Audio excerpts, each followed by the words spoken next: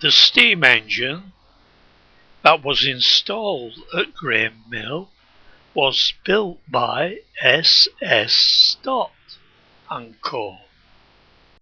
and it ran without trouble from 1907 until 1979. The mayoress, Alice Taylor, and Elder Parkinson, who married the manager, Mr. Taylor, shortly afterwards. Billy Talbot Wright, who was in charge of the engine for 30 years, and Jim Jacks, on the left, was a firebeater, and this photograph was taken in 1930. The new borough of Haslingden was granted its charter of incorporation on June 2, 1991, and the motto was "Nothing without Labour." And thus summing up in 3 words the feelings of a people to whom our work and thrift were amongst life's greatest virtues. The first 2 decades of the new borough were among its busiest. There was a sense of purpose in the air as the town moved into the 20th century. The town council ran its affairs in a businesslike manner, and making a profit from the trams and the supply of electricity, shrewdly buying land near the centre and establishing schools that set very high standards. We see the opening of the new ambulance drill hall. This opened on October the 8th, 1910. Here we have the laying of the stone at the new Conservative Club, which was in 1911 in John Street. After some time, the Mechanics' Institute is now reopened and is the public library in 1905. We have another opening of a building, which is the Council School in Ryfield Avenue. Now this was opened in 1915. Now here was a park to be proud of. It's the Victoria Park, and was presented on land given to the town by members of the Stott and Smith families to commemorate the Diamond Jubilee of Queen Victoria, and was opened on June the 22nd, 1901.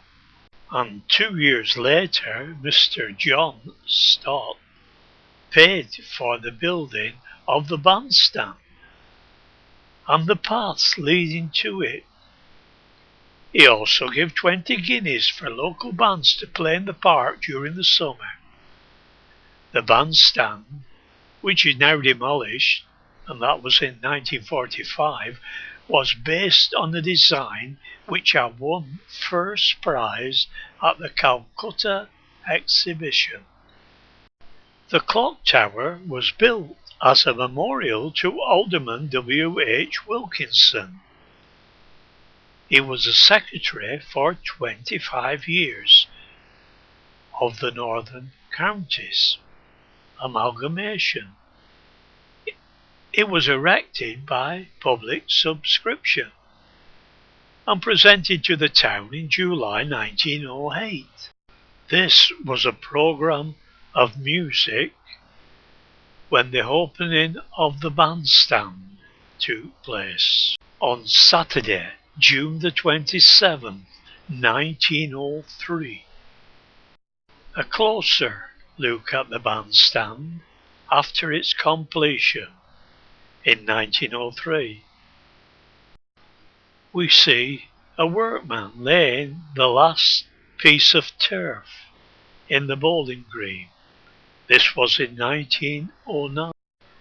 We see children here in their best Sunday clothes enjoying the swings in the park.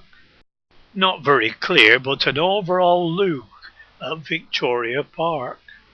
Here we see a young Winston Churchill, who visited Haslingden on September the 27th, 1900, to open the Volunteers' Bazaar. Mr. Churchill was only 25 years old, and he was already famous. His time in the Boer War had been widely reported, in particular his dramatic escape from captivity in a goods train. We are looking at the public hall in 1868, where Mr. Churchill spoke. It was said that Mr. Churchill went far and wide, but he never forgot Haslingden. Corporal Robert Scott, Haslingden's only VC. Scott, a former mill worker whose home was at 14 Peel Street, joined the Manchester Regiment in 1895. When the Boer War broke out, he went to South Africa, and in January 1900 played a decisive role in the defence of Ladysmith. He and Private Pitts of Blackburn held an outpost known as Caesar's Camp for 15 hours, during which time all their comrades were killed. The two men had neither food nor water and were under constant shell fire. Scott is the only Haslingden man to have appeared on a cigarette card. Mrs. Pankhurst arrived in Haslingden for a second time on a open-air meeting within a fortnight in connection with the movement for votes for women, which was held in the marketplace at Haslingden on Monday evening. There was a large gathering and was supported by Mrs. Pankhurst, Mrs. Emmeline Pankhurst, her daughter Sylvia, and other leading suffragettes came to Haslingden in 1907 to campaign against the MP for Rossendale, who was regarded as their strongest opponent in the cabinet. They made the Commercial Hotel their base, and as well as organising open-air meetings, successfully disrupted a speech made by Mr. Harcourt in the public hall. Afterwards, the suffragettes held a triumphant procession to their hotel, from an upstairs window of which Mrs. Pankhurst addressed an enthusiastic crowd. We are now looking at a picture of Haslingden Temperance Band, which was formed in 1884. All the members were teetotal. Temperance was dropped from the title when absences became difficult to sustain. The band gave many open-air performances and took part in the park charity concert. In 1904, the Orchestra Society and the choirs from 23 local churches also give their services. Cricket and football was enjoyed by all the people in Haslingden. Here we see Father Butler of St. Mary's Football Club, which was between 1910 and 1911, at the Farmer's Glory. Was this card games in progress during the garden party? This was at Whitecroft House. Here we have cricketers at Flax Moss. Children of all ages enjoy different pleasures. Here we see children with a maypole in Store Street, and I will not repeat the song that the children say when dancing round the maypole, as I did in part 1. Mr. Albert Warburton, wearing his straw hat of Vinehouse, was again a notable exhibitor of the annual flower show. Mr. Warburton received a first-class certificate for his rare exhibit. This steamer was used in the winter months when the snow was deep, and it was often brought out for clearing the track of snow. It was the last steam tram to operate in Britain.